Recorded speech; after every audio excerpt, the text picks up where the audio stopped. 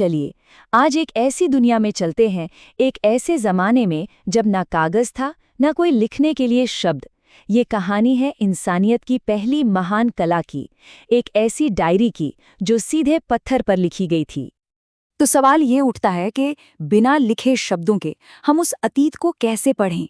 सोचिए जरा, एक ऐसी दुनिया जहां कोई किताब नहीं, कोई लिखी हुई भाषा नहीं, तो फिर हम कैसे जानें कि हजारों साल पहले रहने वाले लोग क्या सोचते थे, उनके सपने क्या थे, उनके डर क्या थे, उनकी जिंदगी असल में थी कैसी। ये ये एक बहुत बड़ा रहस्य है ना। पर इसका जवाब हमारे आसपास ही कहीं छिपा है। और वो जवाब छिपा है गुफाओं की दीवारों पर। जी हाँ, प्रागैतिहासिक पेंटिंग्स, यही तो वो डायरी है, उनकी जिंदगी का एक जीता जागता विजुअल रिकॉर्ड जिसे वो हमारे लिए देखने के लिए छोड़ गए। तो चलिए इस पत्थर की डायरी का पहला पन्ना पलटते हैं और सबसे पहले ये समझते हैं कि आखिर ये प्राग इतिहास या प्री हिस्ट्री होता क्या है, और ऐसी कौन सी गहरी वजह थी, कौन सी इच्छा थी जिसने हमारे पूर्वजों को अपनी पूरी दुनिया पत्थर पर उतारने पर मजबूर कर दिया। तो देखिए, प्रागैतिहास का मतलब सीधा सा है, इतिहास का वो दौर जिसका कोई भी लिखा हुआ रिकॉर्ड मौजूद नहीं है। अब इसे समझने के लिए जो स्कॉलर्स हैं वो बिल्कुल जासूसों की तरह काम करते हैं। वो पहेली के अलग अलग टुकड़ों को जोड़ते हैं, जैसे कि पुराने औजार, मिट्टी के बर्तन और हाँ, सबसे जरूरी गुफाओं की दीवारों पर बने यही शानदार चित्र। पर एक बड़ा सवाल तो बना रहता है, आखिर उन्होंने ये पेंटिंग्स बनाई ही क्यों? क्या वो सिर्फ अपनी गुफाओं को सजाना चाहते थे, या ये उनकी जिंदगी का एक रिकॉर्ड था, या फिर ये बस खुद को एक्सप्रेस करने का, अपनी कहानियां सुनाने का एक तरीका था, ठीक वैसे ही जैसे आज हम सब करना चाहते हैं। अच्छा, अब ये मत सोचिएगा कि ये कहानी सिर्फ दुनिया के किसी एक कोने की है।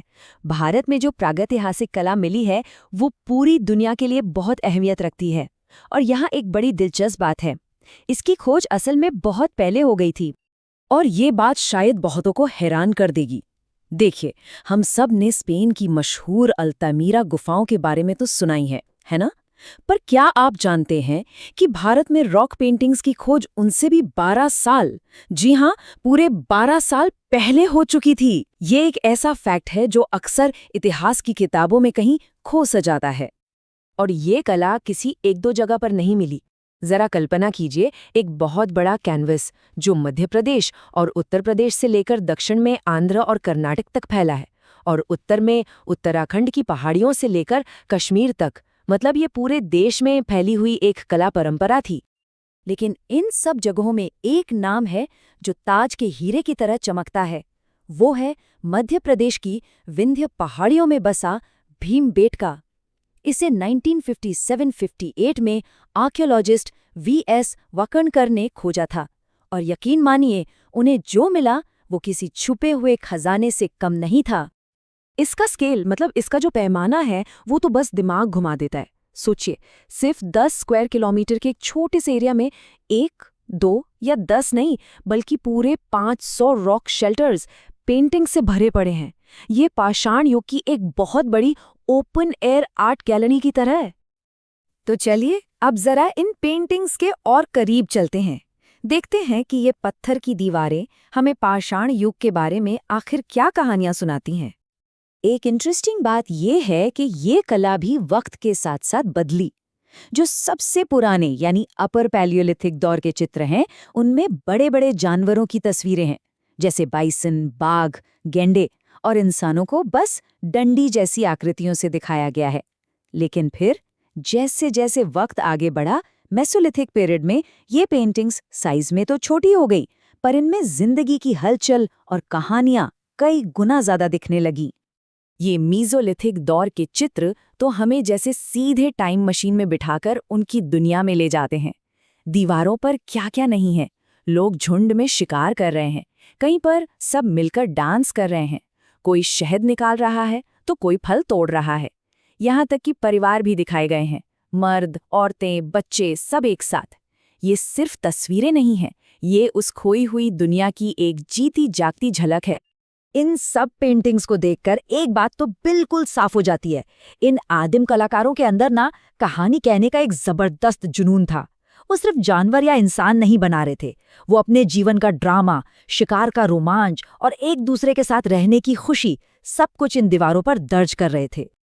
तो आप जरा उन कलाकारों की बात करते हैं जिन्होंने ये सब बनाया। आखिर वो कौन थे? उन्होंने ये किया कैसे? कौन से रंग, कौन सी तकनीकें इस्तेमाल की?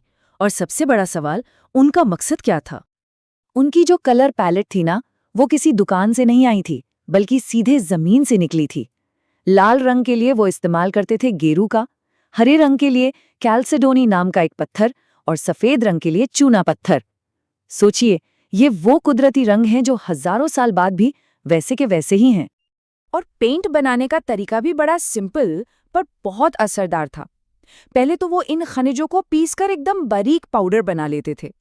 फिर उसमें मिलाते थे पानी और उसे चिपचिपा बनाने के लिए जानवरों की चर्बी या पेड़ की गोंद जैसी कोई चीज डाल देते थे। बस हो गया पेंट तैयार। और फिर पौधे के रेशों से बने ब्रश से अपनी कहानी पत्थर पर उतार देते थे। लेकिन सवाल ये है कि ये रंग आज तक बचे कैसे रहे?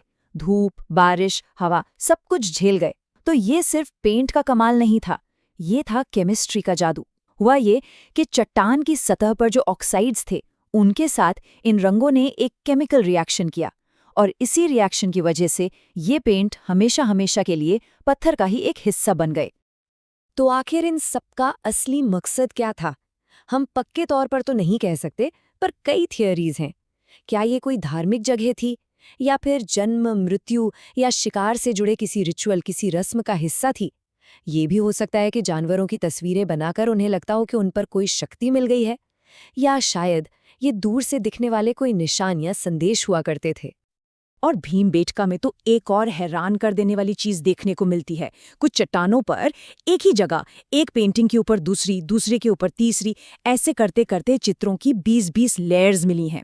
इससे यही अंदाजा लगता है कि ये जगह उनके लिए कितनी खास, कितनी पवित्र रही होंगी कि पीढ़ियों तक लोग वहीं आकर अपनी कला की छाप छोड़ते गए।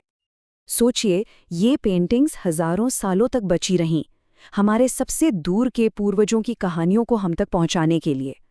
और ये हमें एक बहुत ज़रूरी सवाल पर लाकर खड़ा कर देता है। आज इस डिजिटल दुनिया में हम अपने पीछे ऐसी कौन सी कहानियां छोड़कर जाएंगे? क्या हमारी कहानियां भी वक्त की कसौटी पर इतनी ही खरी उतर पाएंगी?